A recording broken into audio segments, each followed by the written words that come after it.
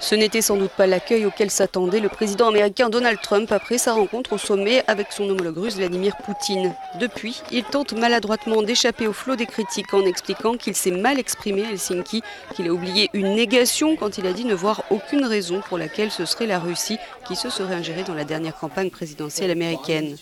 Hier, moment rare, le président de la Chambre des représentants, le républicain Paul Ryan, s'énervait.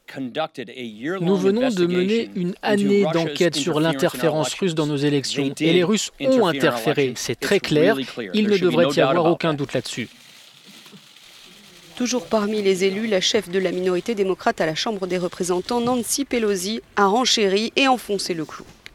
Au lieu de défendre notre démocratie et ses principes, le président Trump s'est ridiculisé en présence de Poutine et le monde entier l'a regardé et vu.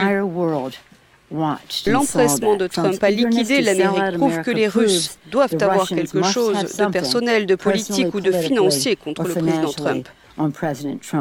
La goutte de trop visiblement pour Captain America, ou plus exactement l'acteur Chris Evans, qui s'emporte sur Twitter traitant Trump d'abruti, de pantin, la botte de Poutine, alors que l'ancien gouverneur de Californie et acteur Schwarzenegger était déjà entré dans la mêlée.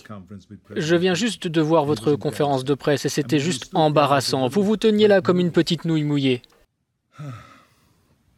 Nous verrons si oui ou non dans les prochaines 24 ou 48 heures si la demi-excuse du président Donald Trump est suffisante pour faire taire non seulement ses détracteurs côté démocrate, mais aussi les républicains qui pensent que le président a vraiment dérapé à Helsinki. Cette déclaration était-elle suffisante ?